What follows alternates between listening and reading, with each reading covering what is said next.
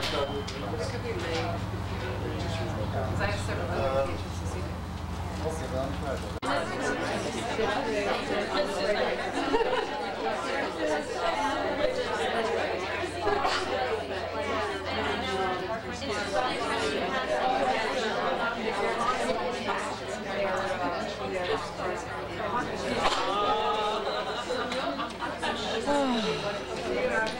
Hello, everybody. Gary, give me a high sign over here. Hello? Okay. And if we can get just a little quiet and attention, it would be wonderful. I want to welcome everybody. I'm Linda Redford. I'm the coordinator of this conference. And actually, I would like to begin by asking Akima Castaneda to honor us with a blessing. Akima, would you come up, please?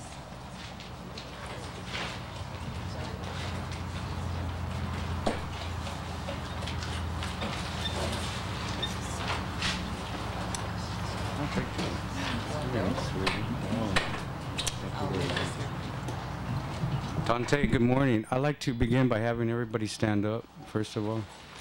I'm Akima Castaneda. I'm part of the Sutu Mishoptional Village up in Santa Barbara and Carpinteria. I'd like to cordially invite you and welcome all of you now to Shumesh land. Okay, first of all, I'll start off my prayer to the west here. We thank you, great-grandfather, for you have given us the sun, the sunrise that you have promised us yesterday and the years before. We thank you, great-grandfather, for the cycle that you have given us and the evolution of man that has come and has been bestowed upon us. We thank you, O Heavenly Great-Grandfather, for the heaven and earth that you have given to us.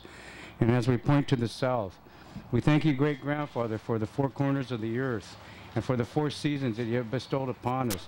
Thank you again for the breath of life and for everything that you have bestowed upon us, all the positive and all the negative. And as we go to the west, well, we are the Shumesh people, the protectors of the Western Gate. We thank you for our elders and our children that you have given us the breath of life again by promising us the evolution of our people to continue our ways and our philosophies. Thank you so much for being honored, for us being honored today by a certain group of people that are able to preserve their traditions in their own way. But let alone we need all this help to come together for the Native American people to be able to preserve their philosophies and their doctrinations for our own kind, to take care of our own. For we are all from the same grandmother and great-grandfather. And as we go to the north, we now honor all the personal prayers for all the people in the world right now, all of you here right now. Let's touch and help heal one another right now. And as we have our hands out there, let's pray for the healing hands right now. Either grab each other's hands right now or hold them up to the Creator. For we've always prayed and we always look up to the sky. We don't look down because the Creator is up in the sky.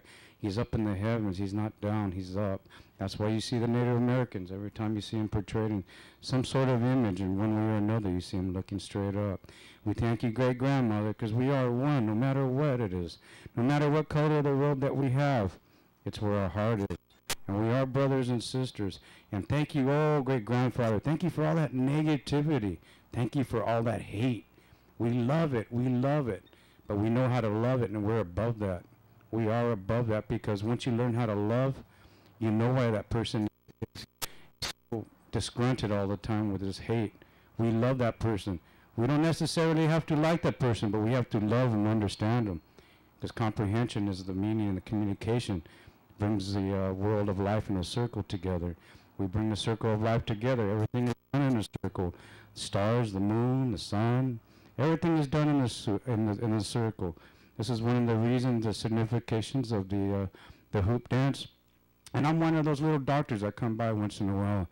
When that little circle breaks, we try to put a Band-Aid on it, which is a lot of times that we do. We try to help one another, and people think that sometimes you have to throw money into a situation to better it. You can throw all the money in the world to try to better a situation, but our worst enemy is ourself, and the best remedy for any kind of ailment is coming from the heart, from the heart. And it's so hard because it's really important to know this, because you can throw all that money away towards a cause, try to ramify it, but it won't until we change ourselves inside, knowing that we are all one people. Everything that's done in the circle stays in the circle. We should be watching each other's backs. It shouldn't be what's up against keeping up with the Joneses. It's what we can do for one another, and it's doing for ourselves. It's not what belongs to you, it belongs to me, or what belongs to me is all mine, mine, mine. Give it to me, it's mine. That's the problem with the world. The problem in the world is too much selfishness. You can take every type of university course and go to grad studies, but the one things that they don't teach you is common sense. Common sense are things that we were told not to put in our schools from 5 to 12 grade, and we need to change the world by our love and not hate, and we need to change the history books about the true history, about the annihilation and the genocides of all peoples, the Jewish, our people, because the continuation of the genocide, we are here right now to educate each other, to love one another, so the history will not continue with genocide. It hurts all of us. It hurts every single one of us, regardless of the color of the robe that we have. We have the Indian corn that represents the yellow, the black, the red, and the white, but the four corners of the earth honor all of us. We can tell you how the blacks came across when we weren't going to be made slaves in our own land, so they went after black Africa. When they did that, we brought them into our hands, and when we made our children all come together, that's how we got our black Native Americans, because we weren't going to be made slaves. When our people moved on to the Trail of Tears, they made those half-black children stay behind because they were black. These were our children. We adopted them. We can do that with the whites, and we can do that with the reds and the browns. We're all one, regardless of the color of the robe we wear. Well, again, we're all community. It takes a person to lead one another. When one falls, we should lift that other person up. Like any different indoctrinations and dogmas and Christian philosophies or any kind of religious philosophies, once we get stuck in the battle of religious wars, we get away from the heart. That our church and our religion is better than yours. That is not kind to one another for the other ones that believe other ways. What we try to do is try to lead the horse up to the water to drink on its own.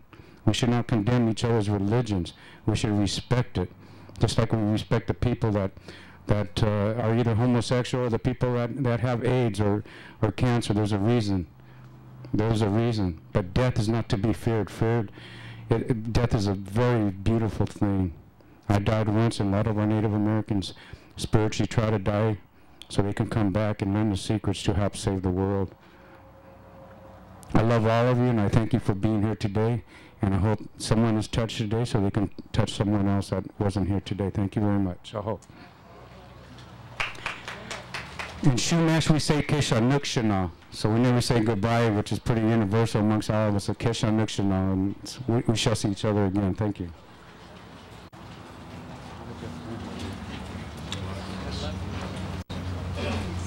Yeah, just because it gets kind of hot inside. Thank you.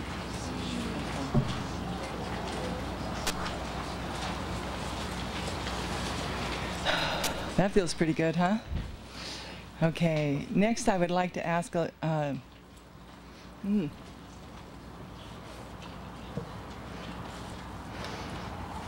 You're surprising me, how I feel about you.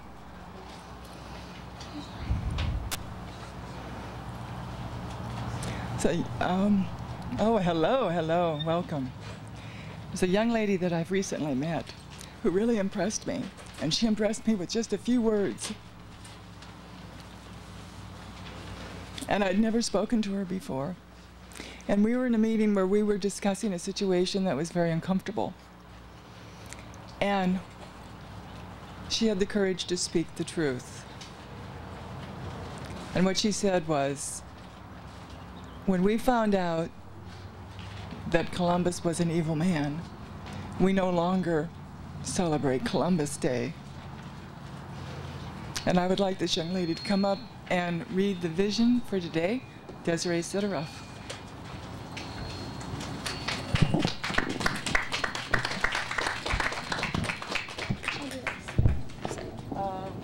Gary, could you, or you know what, Desiree, would you come up here, please?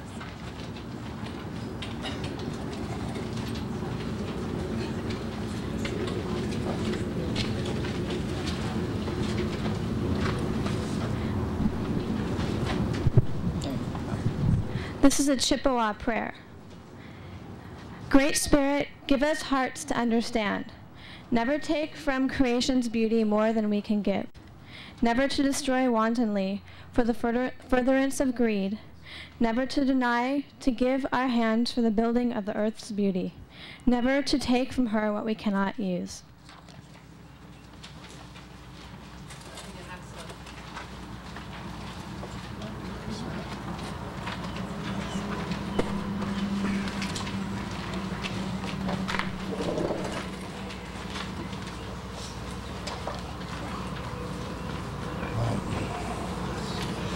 Ladies and gentlemen, it is my pleasure to welcome you to the 4th Annual Peace and Justice Conference of the Kids Honor International, or Honors Kids International.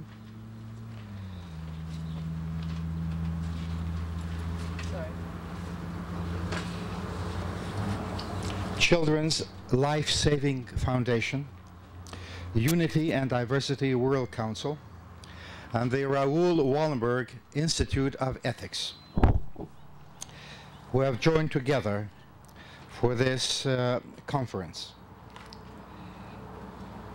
And to thank their leaders, Linda Redford, Maria D'Angelo, Reverend Leland Stewart, and Dr. Stephen Sidoroff.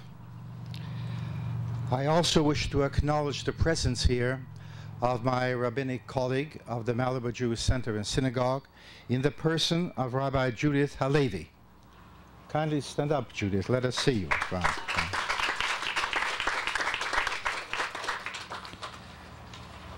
To acknowledge the Faculty Advisory Board of their year-long deliberations on behalf of this conference. The names are listed on the back page of this program. And to further thank David Saul of Juniors, Barbara Tidings, Sharon Sidoroff, Jack Kennedy of Smart Rentals, and Ramon for their hospitality arrangements. May you all be blessed of the Lord.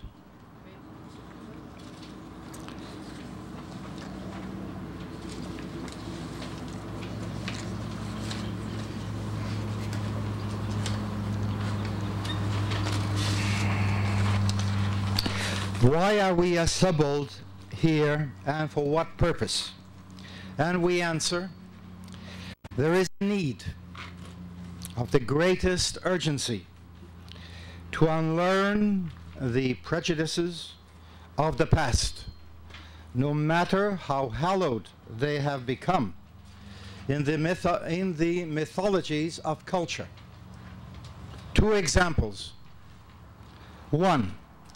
In the preamble to the Constitution of America, in the list of grievances against the King of England, that follows the paragraph which begins with the famous words, all men are created equal. There is implanted in the image of the Native American the stereotype of the term now Indian savages, an expression of utter dehumanization.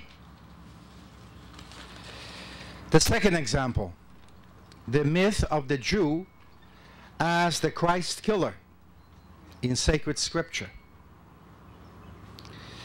These are parallel prejudices that have left a trail of blood through history, and that have to be challenged at their roots and unlearned by future generations of a new humanity. This process of unlearning begins here for us today, tomorrow, and tomorrow.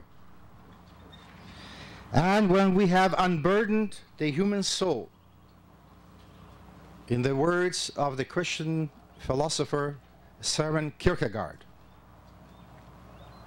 of this sickness unto death, then we will open ourselves to a code of honor and walk together the path of redemption. This parallel that I speak of reflects itself in personal experience. For the past 50 years and more, I have mourned the Holocaust of my people, the climax of 20 centuries of persecution and martyrdom. Then, under the influence, that is of Linda, I read the book entitled The Conquest of the New World, The American Holocaust by David E. Stannard of Hawaii University. And my eyes were opened to a shameful record of 5 centuries of systematic destruction of a unique civilization of Indian glory, and the death of 100 million or more of Native Americans across North America, Central America, and South America, amounting to a continuous genocide, the decimation of the Indians of this land. For a whole decade, there comes to me a plea for help, a cry on behalf of children of Indian reservations living under subhuman conditions across America, across this land of democracy and affluence. What a horrible contradiction. What an outrage against humanity. Yes, the means of death may differ, but the demonic forces are the same. In the words of Elie Wiesel, quoted by Stannard in his book, he says, "The road from the American Holocaust leads directly to Auschwitz." And this is the theme of this conference, to unveil this shameful reality and the belief system that sanctions it. How appropriate it is that this unveiling takes place on Chumash land, on this synagogue site, in this tent of peace, in which 2 parallel lines meet in a unity of pain and suffering, in what I hope will initiate a process of healing, of unlearning evil, and of ushering in a new understanding of justice and compassion, of goodness and cooperation. My personal vision for the future of America and the restoration of Indian humanity and dignity to innocent children is a movement to transform the Indian reservations into islands of hope and reconstruction, into societies and communities of agricultural, industrial, and cultural creativity, a task in which the government of the United States and the American people as a whole must join in a common effort of redemption if this nation is to live with honor. The Indian peoples must unite for this grand purpose, and we must learn to work together, to unlearn the past, I repeat, to relearn the ultimate truth that we are, all of us, without exception, children of the great mystery which unites us all. And blessed are the peacemakers, who shall be called the children of God. And beloved are Israel, for they are called children of the infinite, the Makom. Blessed are you who come to this place in peace, with a pure heart and a clear mind. It is written in our sacred writings, if Israel suffers alone and not humanity, then it is not true suffering. But if humanity suffers and Israel suffers, then it is true suffering.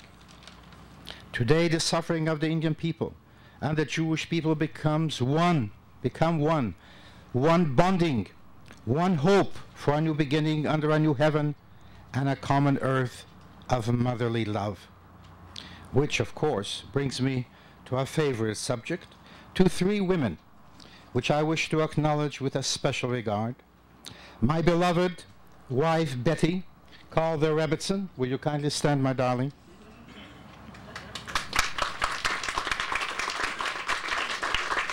And Stephen, will you be good enough to present her with the flowers? Thank you.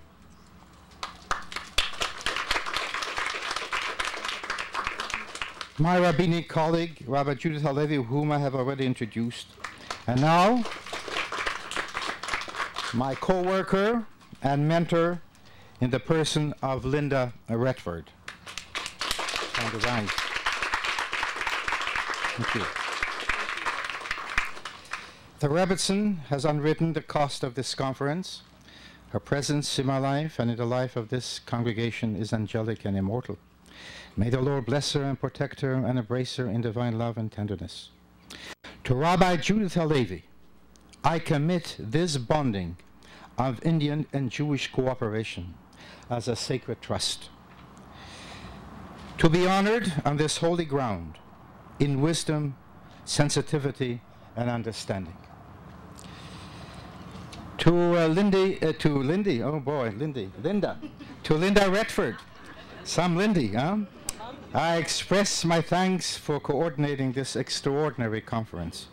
She is the soul and substance of this assembly and of this conference, which is in truth a response to the Indian pain and suffering. She has been, you can do so, fine. She has been for me during the past year my mentor in matters of Indian lore and philosophy. In my unlearning and relearning the basic truths of humanity from a new perspective. This was not a painless process for both of us. But no creation takes place without the agony and the suffering. I wish her well throughout these days of honest liberation, open dialogue and forgiveness. Let us proceed to walk with honor as equals in the spirit of this code of honor of the Adawi teachings. Am I pronouncing the word correctly? And I would ask you to be good enough, soon after I make the presentation of another bouquet of flowers to Linda. Can I get this flower? All right, they're so identical that it's perfectly fine. I will ask you to be good enough to take the code, the sheet here. No, not everybody has Not everybody has it? They're on the table. Oh, I was about to ask them to read it in unison. Wouldn't that have been nice? No? Well, she forbids me to read it in unison. So first of all, allow me, as an act of thanksgiving, to present you, Linda, with this bouquet of flowers as well. Oh, well, thank you. Fine, we thank you for all the effort that you've put in. In the ethics of the fathers, we have this saying, according to the effort is the reward. And clearly, you deserve a great reward for what you have done. And now it is my honor to read a page entitled Honor Kids International, but it is an honor pledge.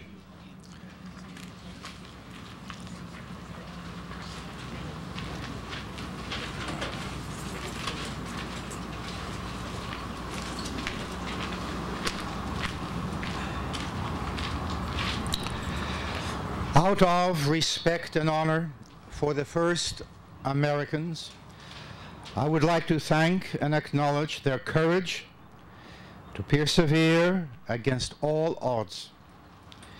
There cannot be a true American culture uniting all peoples without honoring the culture and spiritual history of the first Americans, from which the following principles arose. As follows: I have a right, is a quote, only, says a wise sage, if you accept the responsibility that goes with it. We have our right to be full-fledged people of dignity and decency and respect, as long as we were decent and respectful to those around us. The right for a good life belongs to all of us, as long as we value it, work for it, and keep it good. We have our right to speak our minds, but we have to know the tremendous responsibility of words. We have our right to cultivate our spiritual preferences and to see them bear fruit in every good thing. It is our right to be who we are, without the burden of regret and resentment. But we have to remember that our rights are limited to where our rights end and another person's rights begin. A Cherokee Feast of Days, Daily Meditations by Joyce Sequici Hiffler. I, of course, emphasize the letter F in Hiffler. Honor's Pledge. I honor myself. I live by principles that benefit future generations. I communicate in a peaceful manner. I respect all cultures and honor their differences. I remember that girls and boys are equal in their importance. Hear, hear. I understand what I believe about myself and others created my world. I feel in my heart that I am connected with all creation. Imagine children across the globe living these words each day. Imagine businesses integrating the honor pledge into their work environment. Imagine replacing racism and sexism with integrity and balance. Join us in our journey to create such a world of honor. From the Adawi Teachings, presented by Linda Redford. Amen, and thank you.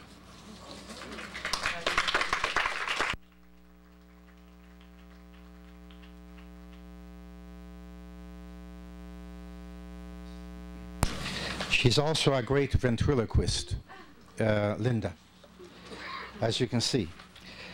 Now it's my pleasure to call upon the four leaders of the four institutions and organizations that have brought this gathering about.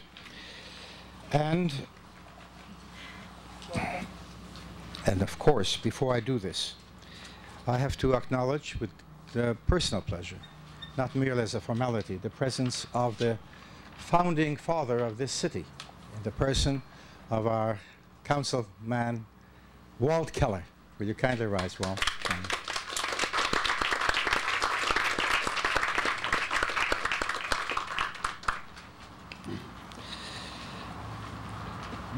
The chairperson of the Raoul Wallenberg Institute of Ethics is Dr. Stephen I. Sidoroff. He will speak for about 5 minutes or so on the subject why we must be aware of true Indian history and Indian legacy. My pleasure, Stephen.